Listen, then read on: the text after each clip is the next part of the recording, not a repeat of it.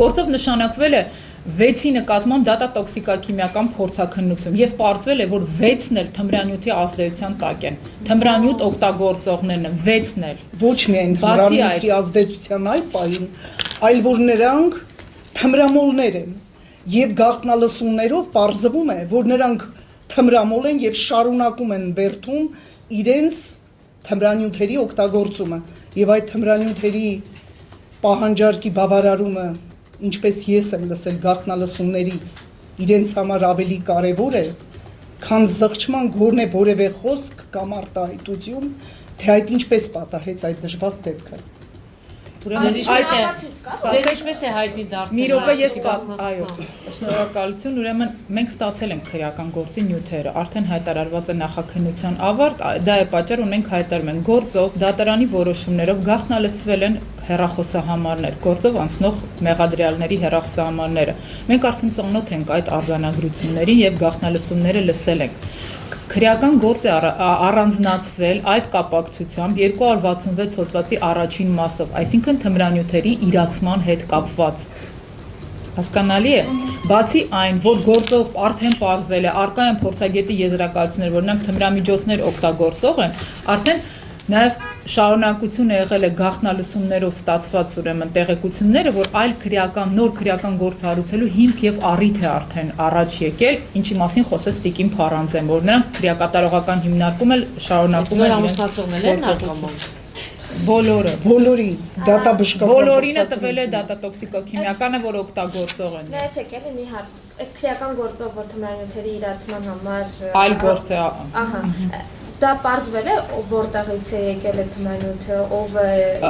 քննություն պետք է գնա, նոր գործ է հարուցվել, առանձնացվել է, պետք է քննություն գնա, նախաքննություն է սկսվել այդ գործով, բայց առայժմ կան որոշակի տվյալներ, որոնք մեզ տրամադրվել են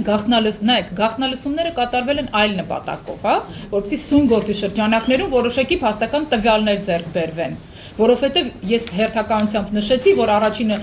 կալանավորվեց Քոսյանը, նրանից հետո, այսինքն խնդիր կար, 6 հոգի են մասնակցել այդ սպանությանը, պետք է բացահայտվի մինչև վերջ, հա, մինչև վերջ բացահայտված չի, մենք այժմ ունենք 5 հոգի, ովքեր մեղադրվում են այդ հոդվածով, մենք դեռ ունենք խնդիր, պետք է 6-րդին էլ բացահայտի հատուկ քննչական ծառայությունը, ով մաս է առանձնացրել այս մասով։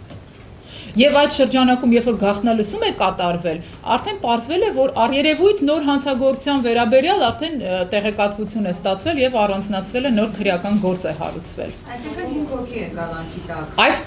Այս պահի դրությամբ 5 հոգու վերաբերյալ հայտարարվել է նախաքննության ավարտ եւ 5 հոգու վերաբերյալ գործը գնալու է դատարան, եթե մեղադրական եզրակացությունը դատախազի կողմից հաստատվի, ինչ դեռևս 6-րդի վերաբերյալ տվյալներ։ Իսկ Արտիկոսյանի մասով ներողություն։ Ուրեմն, եթե ընդհանրապես բավարար ապացույցներ այդքան էլ չունենար նախաքննական մարմինը, ես կարծում եմ միայն գաղտնալսումներով հստակ երևում է յուրաքանչյուրի մասնակցությունը այդ սպանությանը, այդ թվում Արարատ Նիկողոսյանի, որը իր բերանով խոստովանում է իր ընկերուհուն, բա խփել եմ, բա ինչ պիտի անեի, չխփեի։ Բոլորի մասնակցությունը, այդ գաղտնալսումները լսելուց առաջ, ես որպես մարդ, որպես մանկավարժ, փորձում էի ինչ որ մի ձևով մտածել, որ 6 երիտասարդներ են, սպանություն են կատարել, տեսնենք ոնց է եղել, միգուցե զղջում են, միգուցե իմ մեջ ինչ-որ մի խիղճ արթնանա։ Գաղտնալսումները լսելուց հետո ես կարող եմ միայն մի բան ասել, ես խղճում եմ այդ երիտասարդների ծնողների։ Նկատել եմ օբյեկտիվ, անաչառ քննություն, բոլոր փորձաքննությունները կատարելուց հետո ինձ իբրև իմ ամուսնու իրավահաջորդ հրավիրել են հատուկ քննչական ծառայություն, ներկայացրել եմ բոլոր փաստաթղթերը եւ ես համապատասխան միջնորդություններ չեմ ունեցել եւ չեմ արել, որտեղ բավարարվել եմ նախաքննական մարմնի կատարած գործողություններով։ Ինձ համար ամենից, այսպես ասած, կարևոր պահը նա էր, որ այդ ծնողները, այդ ընտանիքները երևի քաջ գիտեին յուրաքանչյուր իրենց երիտասարդների նկարագիրը։ Երբ ես նամակում նշել էի, որ իմ ամուսինը հարսանիքից է վերադարձել մոր հետ, հրապարակվեց նյութ, հարբած է եղել եւ ինքն է հրահրել այդ կռիվը։ Դատաբժշկական փորձաքննությունը ցույց տվեց, որ իմ ամուսնու օրգանիզմում ոչ թե թույլատրելի, այլ ընդհանրապես ալկոհոլի ոչ մի քանակ չի եղել, որտեվ ես ունեցել եմ հավասարակշռված ազնիվ աշխատասեր նորմալ Հայաստանի Հանրապետության նորմալ քաղաքացի։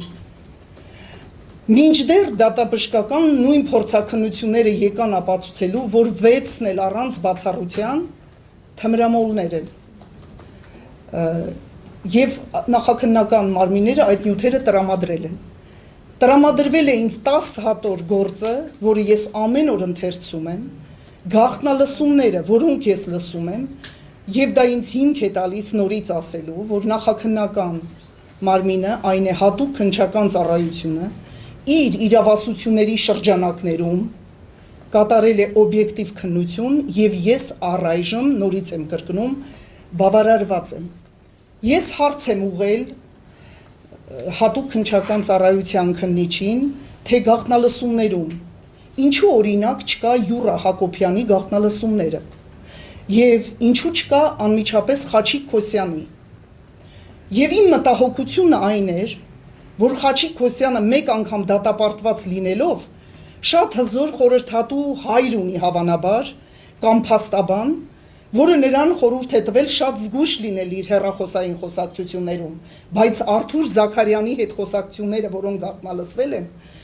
լիովին ապացուցում են Խաչիկ Քոսյանի մեղսակցությունը այդ հանցագործությանը։ Իսկ խոսակցությունների ընթացքում հստակ ասվում է, որ Յուրա Հակոբյանը Viber-ից է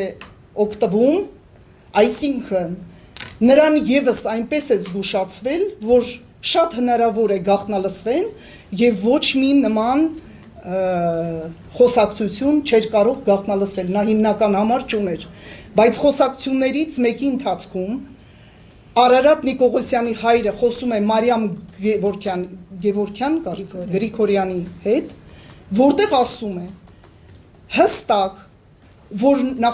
դատարանում դեռ պիտի պարզվի, ով է եղել հիմնական հարված հասցնողը, միգուցե Յուրան է եղել։ Պատկերացնում եք, ուզում եմ ասել, բավարար ապացույցներ կան յուրաքանչյուրի նկատմամբ, ես դրանում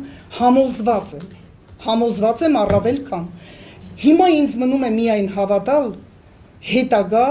դատաքննության ընթացքում օբյեկտիվ քննությանը, օբյեկտիվ, որպեսզի յուրաքանչյուրը ստանա իր արժանի պատիժը։ Ես այդ պատժի չափը ես չեմ որոշում, դա դատարանն է որոշում։ Հույս ունեմ, որ կայացվի այնպիսի որոշում, որից իմ ընտանիքը բավարարված կզգա իրեն։ Բայց որքան էլ պատժի չափը մեծ լինի, մի բան միայն հաստատ կարող եմ ասել, որ իմ ընտանիքը ցմահ այդ վիշտը չի կարող մոռանալ։ Եվ պետք է պայքարել նման թափթփուկների դեմ, եւ ոչ միայն այդ թափթփուկների, այլև նրանց, ովքեր Facebook-ում, այլև այլ ցանցերում արտահայտվում են այդ մարդասպանների մասին, թմրամոլների, եւ նրանց դիմում են թագավոր աղբեր, իմ աղբեր, շուտով կհանդիպենք եւ նման արտահայտություններով ու հանկարծ մտածում ես, էս ինչ է կատարվում, էս հանրությունը ուր է գնում։